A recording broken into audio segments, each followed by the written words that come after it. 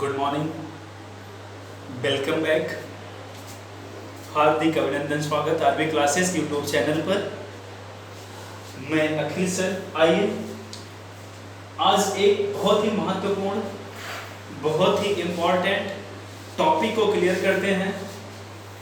देखिए, भारत में वन्य जीव, इसकी बात की जाए तो इस पर आपको हम 2 वीडियो देंगे और उसी दोनों वीडियो में आपको जितना भी मैटर है, भारत में वन्य जीव से जितना भी मैटर आपसे संबंधित पूछा जाता है, वो सारी चीजें यहां क्लियर कर देंगे। समझ पा रहे हैं? जितने भी लेवल का कंपटीशन है, वो चाहे लोअर लेवल का हो चाहे हायर लेवल का हो, भारत में अगर वन्य जीव से संबंधित कोई भी क्वेश्चन, कोई भी सवाल आपसे पूछा जाता है तो 2 क्लास अगर आप हमारे करते हैं तो वहां पे आप क्लियर कर लेंगे सारी चीजें। आइए इसी की शुरुआत करते हैं। देखिए, यहां पर हमको ये पढ़ने से पहले जानना होगा कि भारत में विश्व का लगभग कितना प्रतिशत, भारत में विश्व का लगभग कितना प्रतिशत वन्य जीव निवास करते हैं। तो बात की जाए, भारत में पूरे विश्व के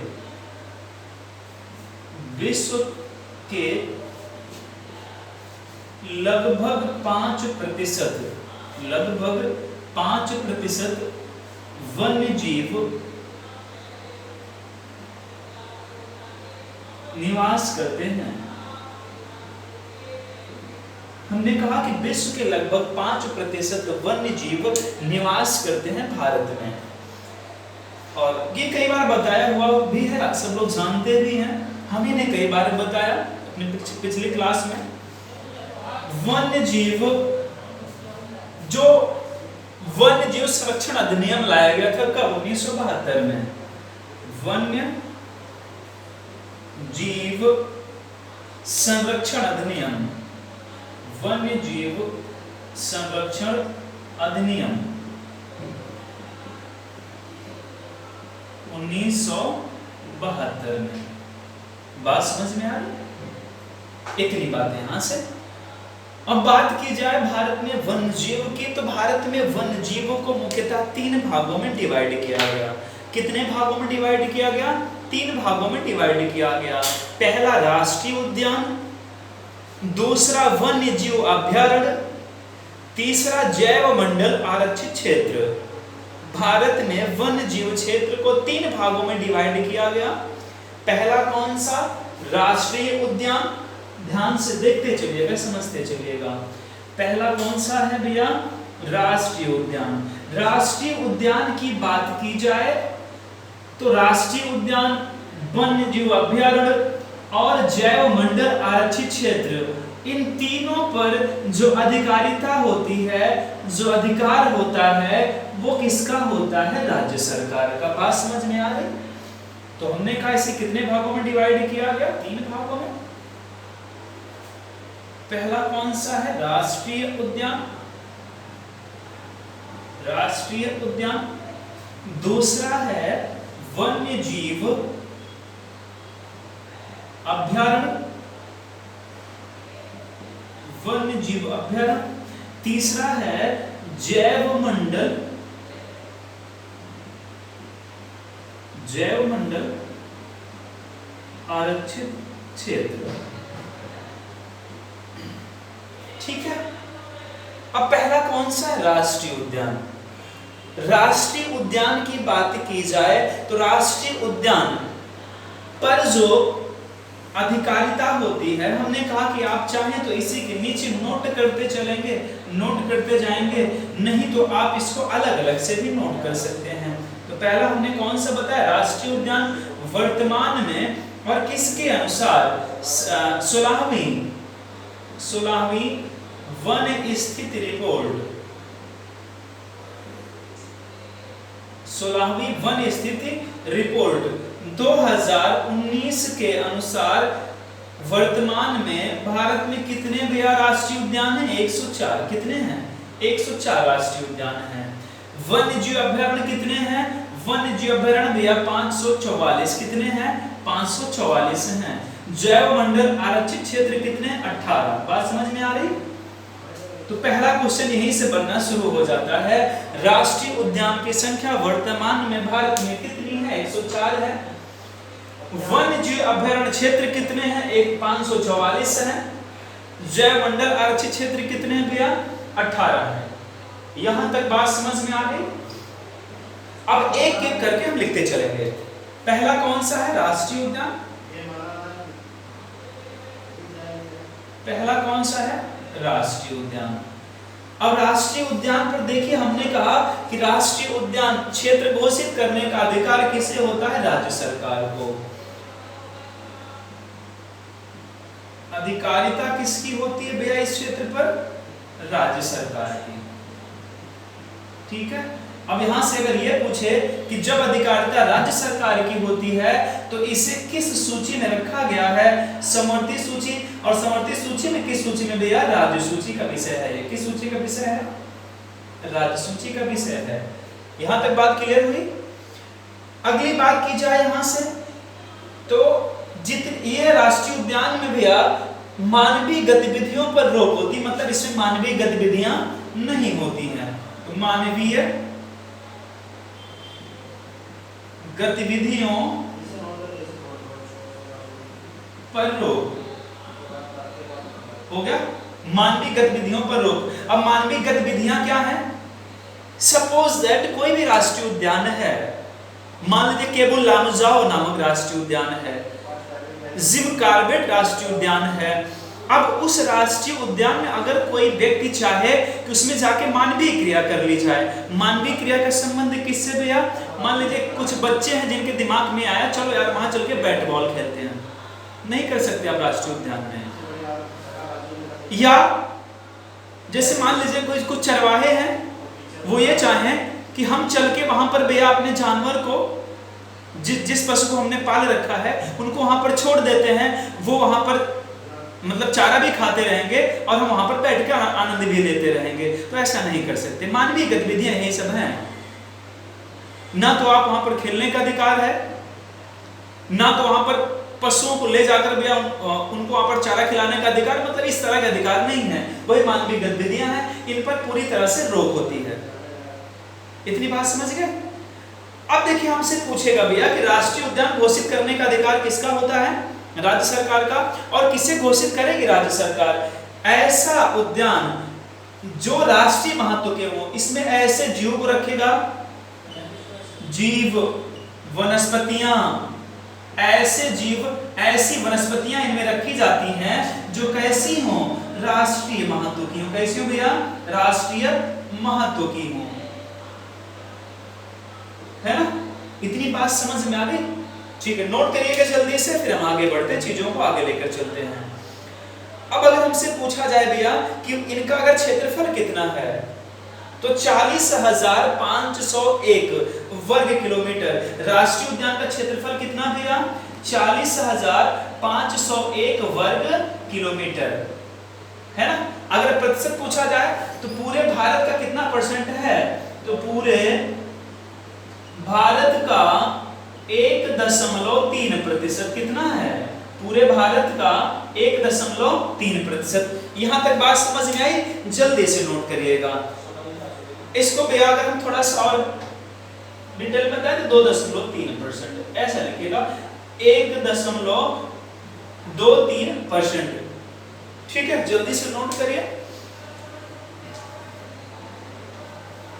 जल्दी से नोट करिए, फिर आगे बढ़ते हैं और कुछ चीजों को और क्लियर करते चलते हैं।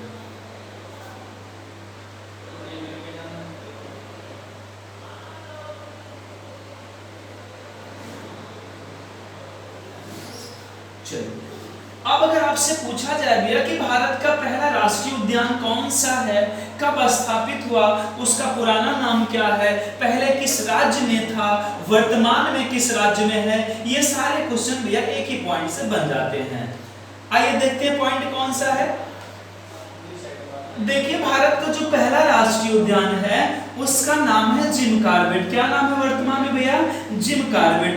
लेकिन जब यह स्थापित हुआ था, और स्थापित कब हुआ था ये भी हमसे पूछेगा। जब इसकी स्थापना हुई थी तब इसका नाम था हेली। क्या नाम था भैया इसका? हेली। स्थापना कब हुई थी? 1936 में। तो हमने कहा कि भारत का पहला राष्ट्रीय उद्यान, भारत का पहला राष्ट्रीय उद्यान कब स्थापित हुआ भैया? 1936 में, 1936 में। और तब यह कहां था भैया? तब यह यूपी में था। कहां पे था? यूपी में था, है ना। वर्तमान में कहां पर है? वर्तमान में उत्तराखंड में। कहां पर भैया?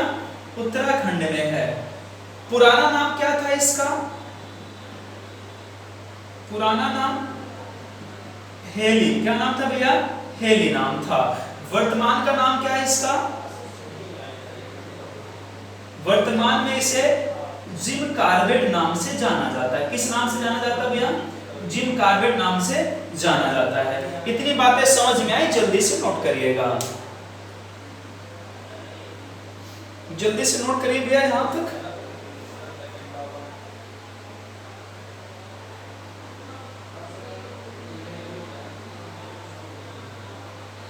जिम कार्बेट पहला, हेली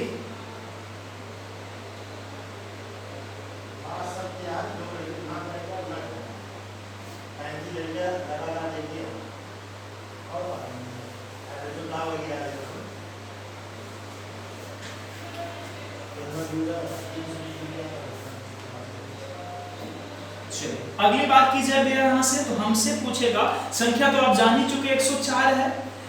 हमसे पूछेगा भैया सर्वाधिक राष्ट्रीय उद्यानों की संख्या किस राज्य में है? तो सर्वाधिक राष्ट्रीय उद्यान कहां पर भैया? सर्वाधिक राष्ट्रीय उद्यान किस राज्य में भैया? एमपी में। कहां पर है? एमपी में है। बात समझ पा रहे हैं? और कितने हैं? 11 राष्ट्रीय उद्यान है। कहां पर है? एमपी में है। अभी देखिए वर्तमान का आंकड़ा भी कितना? 9। कितने हैं? 9 है। कहां पर है? एमपी में। बात समझ पा रहे हैं? अगला पूछेगा भैया सबसे बड़ा राष्ट्रीय उद्यान कौन सा है? सबसे बड़ा राष्ट्रीय उद्यान कौन सा है? तो उसका नाम है किश्तवाड़ राष्ट्रीय उद्यान। कौन सा है? किश्तवाड़। क्या नाम भैया उसका? किश्तवाड़ राष्ट्रीय उद्यान। और कहां पर है ये? लद्दाख की राजधानी लेह में। लद्दाख की राजधानी लेह में। बात समझ पा रहे हैं भैया? अब देखिए यहां से क्वेश्चन कैसे पूछेगा। हो सकता है थोड़ा सा करंट से रिलेट करके पूछ ले, तो पूछ सकता है भैया कि 31 अक्टूबर 2019 के पहले भारत का सबसे बड़ा राष्ट्रीय उद्यान किश्तवाड़ किस राज्य में था? तो पहले कहां था भैया? हमने कहा 31 अक्टूबर 2019 को जम्मू कश्मीर 2 सेंट्रल स्टेट में डिवाइड हो गया ना भैया, 2 यूनियन टेरिटरी में डिवाइड हो गया, एक लद्दाख एक जम्मू कश्मीर। तो 31 अक्टूबर 2019 के पहले यह कहां था? जम्मू कश्मीर में था। बातें क्लियर हो गई? चलिए इतना नोट करिएगा जल्दी से भैया, फिर आगे बढ़ते हैं। जल्दी से नोट करिए। तो सबसे बड़ा तो हम जान चुके कहां पर है? लद्दाख की राजधानी लेह में है। अगला पूछेगा सबसे छोटा राष्ट्रीय उद्यान। क्या पूछेगा भैया? सबसे छोटा राष्ट्रीय उद्यान कहां पर है और उसका नाम क्या है? तो उसका नाम है साउथ बटन। क्या नाम है भैया? साउथ बटन नाम है। और साउथ बटन नामक राष्ट्रीय उद्यान है कहां पर? देखिए कहां पर है? अंडमान निकोबार द्वीप समूह में। कहां है? अंडमान निकोबार द्वीप समूह में। और जो साउथ बटन इसलिए नाम पड़ा भैया क्योंकि साउथ बटन नामक एक द्वीप है अंडमान निकोबार द्वीप समूह पर। एक द्वीप है जिसका नाम है साउथ बटन। उसी द्वीप पर भारत का सबसे छोटा राष्ट्रीय उद्यान स्थित है। यहां तक चीजें नोट कर ली सब लोगों ने? अगर यहां तक चीजें नोट हो गई तो हम आगे बढ़ते हैं। जल्दी से नोट करिए भैया, दिख रही होंगी चीजें।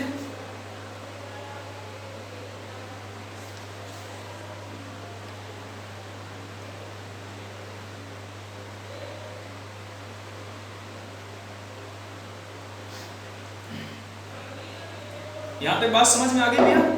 अब अगला हमसे पूछेगा भैया कि यूपी के संबंध में, यूपी को लेकर पूछेगा भैया यूपी का पहला राष्ट्रीय उद्यान, यूपी में मात्र एक ही राष्ट्रीय उद्यान है और उसका नाम क्या है? तो उसका नाम है दुधवा ना, क्या नाम भैया? दुधवा राष्ट्रीय उद्यान है और है कहां पर? लखीमपुर खीरी में। कहां पर है? लखीमपुर खीरी में। यह भैया स्थापित हुआ था 1968 में। कब हुआ था? 1968 में। तब यह वन्य जीव अभ्यारण्य के रूप में स्थापित हुआ था, लेकिन 1972 में इसे राष्ट्रीय उद्यान का दर्जा दे दिया गया। तो हमने कहा भैया यूपी में मात्र एक राष्ट्रीय उद्यान, और है कौन सा भैया? दुधवा राष्ट्रीय उद्यान। कौन सा भैया? दुधवा राष्ट्रीय उद्यान। स्थापना कब हुई थी? 1968 में। और है कहां पर? लखीमपुर खीरी में। ठीक है, स्थापना 1968 में स्थापना हुई थी। तब यह किस नाम से जाना जाता था? किस रूप में स्थापित हुआ था भैया? वन्य जीव अभ्यारण्य के रूप में स्थापित हुआ था, लेकिन 1972 में इसी को किसका दर्जा दे दिया गया? राष्ट्रीय उद्यान का। बात समझ में आ गई यहां तक? जल्दी से लिखिए यहां तक।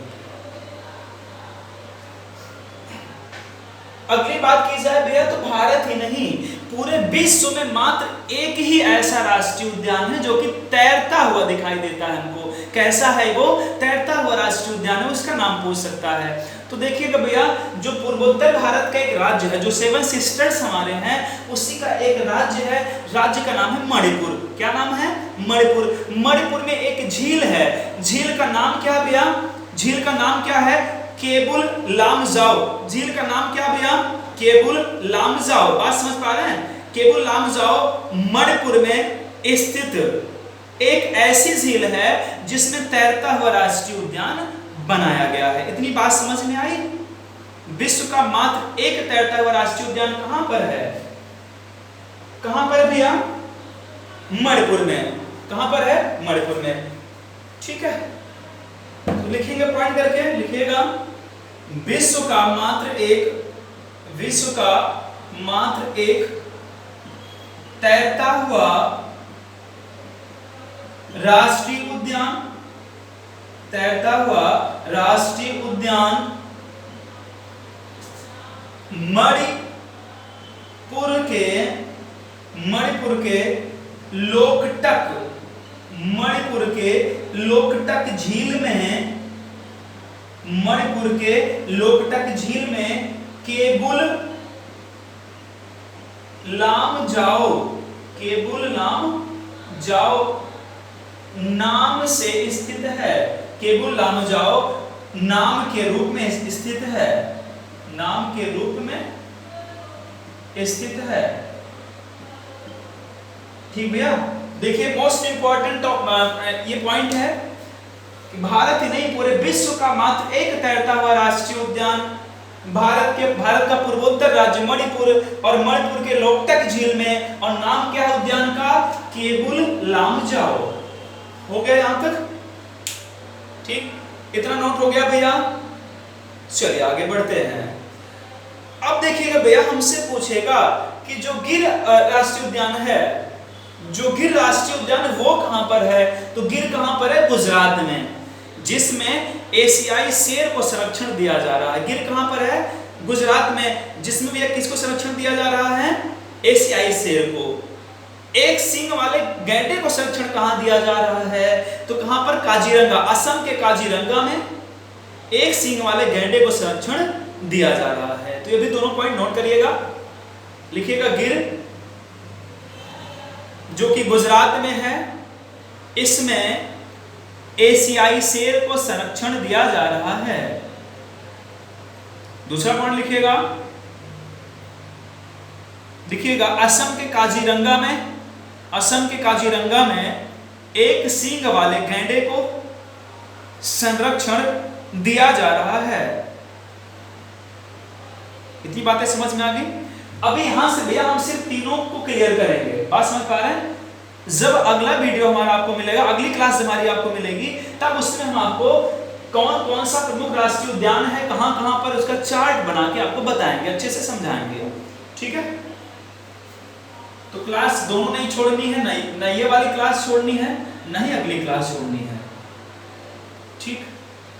अगला देखिए आता है वन्य जीव अभ्यारण्य। वन्य जीव अभ्यारण्य की बात की जाए तो इसमें इसका भी अधिकार क्षेत्र कौन देखता है, राज्य सरकार देखती है।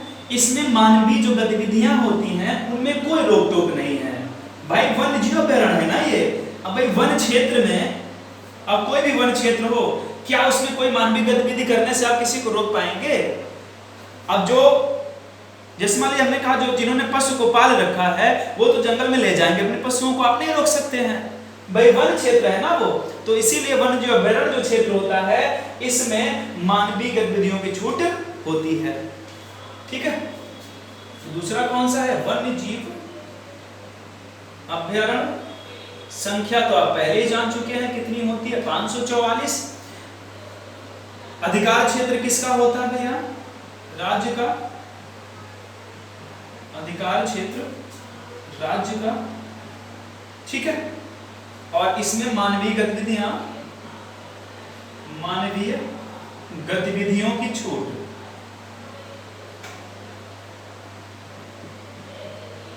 मानवीय गतिविधियों की छूट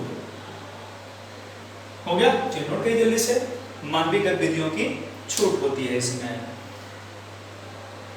अब जो वन्य जीव अभ्यारण्य भैया वो घोषित करने का अधिकार हमने बताया कि किसका है, राज्य सरकार का है। लेकिन राज्य सरकार इसकी घोषणा वन्य जीव बोर्ड, वाइल्ड लाइफ बोर्ड के आधार पर ही करेगा।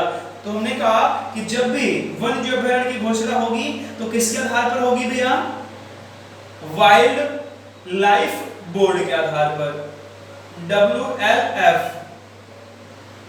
वाइल्ड लाइफ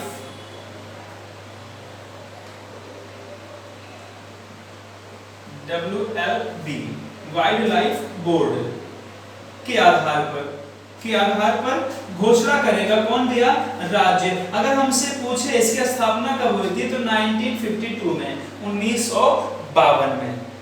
यहां तक बातें समझ में आ गई।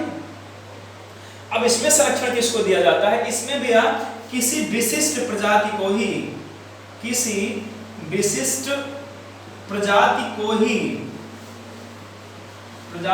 ही संरक्षण दिया जाता है, संरक्षण दिया जाता है। बात समझ में आ रही है? कोई विशिष्ट प्रजाति होगी जो कि विलुप्ति के कगार पर हो, विलुप्त होने वाली हो, उनकी संख्या ना बढ़ रही हो, तो उसी को कहां संरक्षण दिया जाता है भैया, वन्य जीव अभ्यारण्य क्षेत्र में संरक्षण दिया जाता है।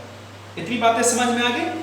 अगला हमसे पूछेगा भैया कि सबसे अधिक वन्य जीव अभ्यारण्य क्षेत्र किस राज्य में है, तो केंद्र शासित प्रदेश और कौन सा, अंडमान निकोबार द्वीप समूह में सबसे अधिक वन्य जीव अभ्यारण्य है और संख्या कितनी है, 96, 96, कितनी है, 96। तो हमने कहा सबसे अधिक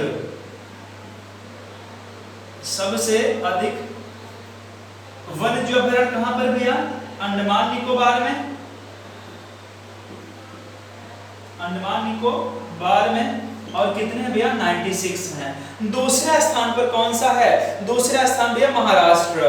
दूसरा स्थान कौन सा भैया, महाराष्ट्र। पहले स्थान पर अंडमान निकोबार, दूसरे पर भैया महाराष्ट्र।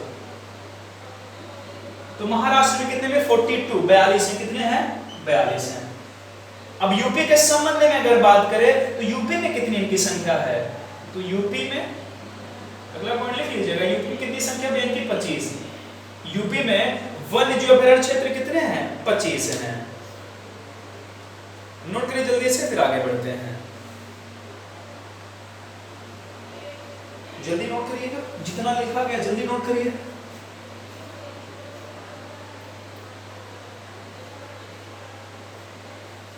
नोट हुआ। अब देखिए हमसे पूछेगा सबसे बड़ा वन्य जीव अभ्यारण्य कहां पर है, तो गुजरात का एक जिला है जिसका नाम है कच्छ। कौन सा जिला भैया, कच्छ। तो गुजरात के कच्छ में सबसे बड़ा वन्य जीव अभ्यारण्य क्षेत्र स्थित है। जो डिजर्ट है ना वहां पर भैया है क्या, वो पूरा क्या डिजर्ट एरिया है, तो वहां पर सबसे बड़ा, तो कच्छ डिजर्ट में सबसे बड़ा।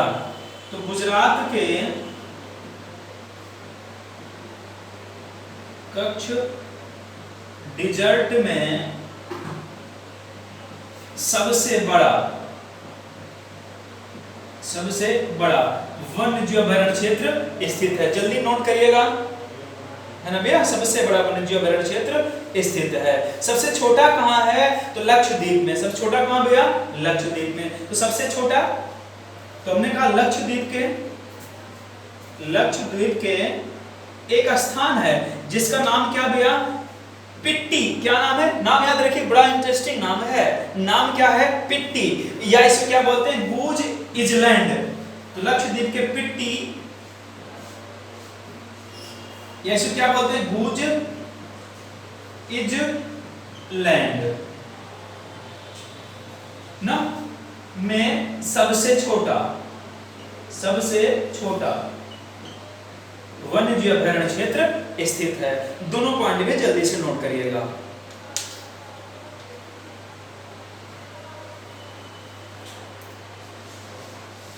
बातें यहां तक समझ में आ गई सबको?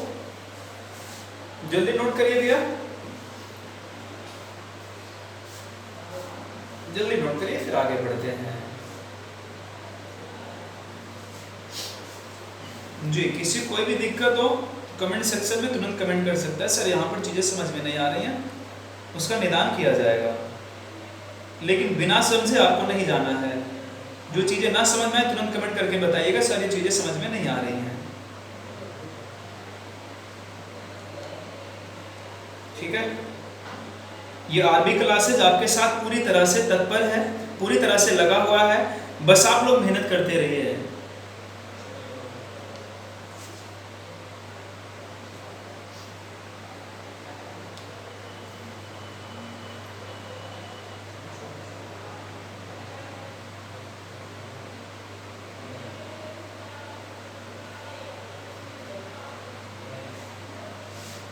हो गया भैया? चलिए, अब तीसरा कौन सा भैया?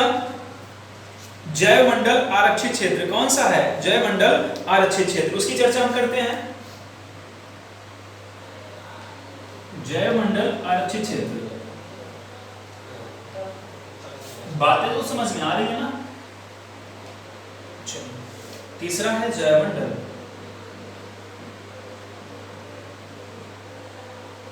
आरक्षित क्षेत्र। अब इसकी बात की जाए भैया जैवमंडल आरक्षित क्षेत्र की, तो संख्या कितनी? 18, ये तो बताई ही गई। अब जो जैवमंडल आरक्षित क्षेत्र होता है भैया, इसे 3 भागों में डिवाइड किया गया। कितने भागों में डिवाइड किया गया भैया? 3 भागों में इसे डिवाइड किया गया। बात समझ पा रहे हैं? अब देखिए भाग कौन कौन सा, इसके 3 क्षेत्र बांटे गए। जो अंदर का क्षेत्र था उसे बोला गया कोर क्षेत्र। कौन क्षेत्र बोला गया भैया? कोर क्षेत्र। जो इसके बाहर का क्षेत्र था इसे बोला गया बफर क्षेत्र। क्या बोला गया? बफर क्षेत्र। जो इसके बाहर का क्षेत्र था इसे बोला गया संक्रमणकालीन क्षेत्र। क्या बोला गया? संक्रमणकालीन क्षेत्र। ये बाहर वाला क्षेत्र कौन सा भैया? इसे संक्रमण क्षेत्र बोला जाता है। ये बफर जोन है, ये बफर क्षेत्र है, बफर जोन। और जो सबसे बीच में है भैया इसे कोर क्षेत्र। क्या बोलते हैं? कोर क्षेत्र बोला जाता है। बात समझ गए? अब अगर हमसे पूछा जाए इन तीनों जोन में, इन तीनों क्षेत्र में मानवीय क्रियाओं पर रोक कहां पर है, कहां पर मानवीय क्रियाएं हो सकती है? जो संक्रमण क्षेत्र है यहां पर मानव अपना आवास बना सकता है, मानव आवास बना सकता है, मानवीय क्रियाएं कर सकता है। जब आवास बनाएगा तो मानवीय क्रियाएं भी कर सकता है, तो मानवीय क्रिया यहां कर सकता है। बाकी ना तो बफर जोन में कर सकता है, ना ही कोर क्षेत्र में कर सकता है। अब इसको कोर क्यों बोला गया, इसे संक्रमण क्यों बोला गया, बफर क्यों बोला गया? तो कोर क्षेत्र में ऐसे जीवों को रखा जाता है, कोर क्षेत्र में सिर्फ ऐसे एक जीव को रखा जाता है जो बिल्कुल विलुप्ति के कगार पर है। उसे कहां डाल दिया जाता है? कोर क्षेत्र में। और उन जीवों में जब धीरे धीरे वृद्धि होने लगती है, जब अपनी संख्या वो बढ़ाने लगते हैं, तो उन्हें कहां रख दिया जाता है? बफर जोन में। और जब उनमें पर्याप्त वृद्धि हो जाती है, अत्यधिक वृद्धि हो जाती है, तब उन्हें संक्रमण क्षेत्र में छोड़ दिया जाता है। बात समझ पा रहे हैं? तो जैवमंडल आरक्षित क्षेत्र को कितने भागों में बांटा गया? 3 भागों में। संक्रमण क्षेत्र, बफर क्षेत्र और कोर क्षेत्र। तीनों बातें क्लियर हो गई? अब अगर हमसे पूछा जाए भैया कि भारत में सबसे पहला स्थापित जैवमंडल आरक्षित क्षेत्र है कौन सा? तो कौन सा? नीलगिरी। कौन सा भैया? नीलगिरी। भारत का पहला जैवमंडल आरक्षित क्षेत्र कौन सा है? नीलगिरी है। तो लिख लीजिएगा भैया, भारत का प्रथम जैवमंडल आरक्षित क्षेत्र कौन सा है? नीलगिरी। बात समझ पा रहे हैं? नीलगिरी। लेकिन अगर ये पूछे भैया कि विश्व का प्रथम जैवमंडल आरक्षित क्षेत्र, या ये शब्द दिया किसने? तो जैवमंडल आरक्षित क्षेत्र शब्द दिया किसने दिया? एडवर्ड सुएस ने। किसने दिया? एडवर्ड सुएस ने। ठीक है। और कब दिया भैया? 1979 में। तो हमने कहा जैवमंडल आरक्षित क्षेत्र शब्द किसने दिया भैया? एडवर्ड सुएस ने। किसने दिया? एडवर्ड सुएस ने। और कब दिया भैया? 1979 में, 1979 में। ये भी पॉइंट नोट करिएगा, जल्दी से नोट करिए। बिल्कुल, हमने कहा कमेंट करके बताते रहिए आप लोग जहां भी दिक्कत हो रही है आपको।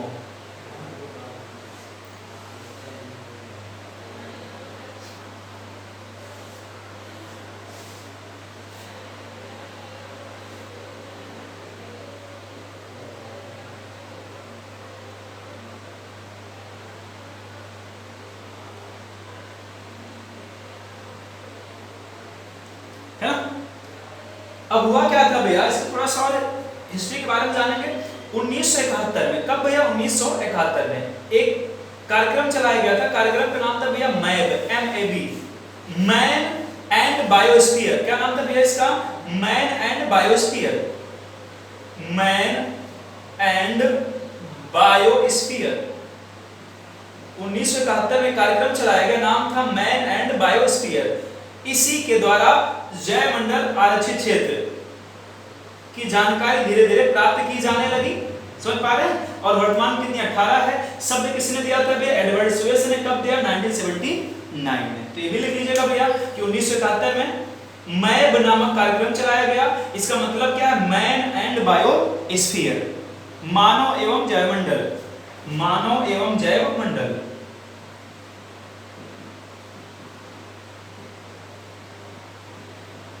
मानव एवं जैव मंडल।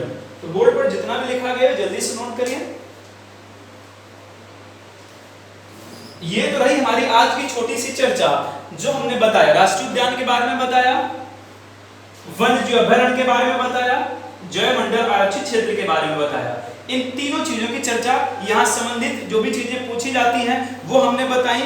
अब अगली क्लास में आप इसकी चर्चा करेंगे कि कौन कौन सा है, उसका नाम क्या है, कहां पर उसकी स्थापना हुई है और किस जीव को उसके तहत संरक्षण दिया जा रहा है। बात समझ पा रहे हैं?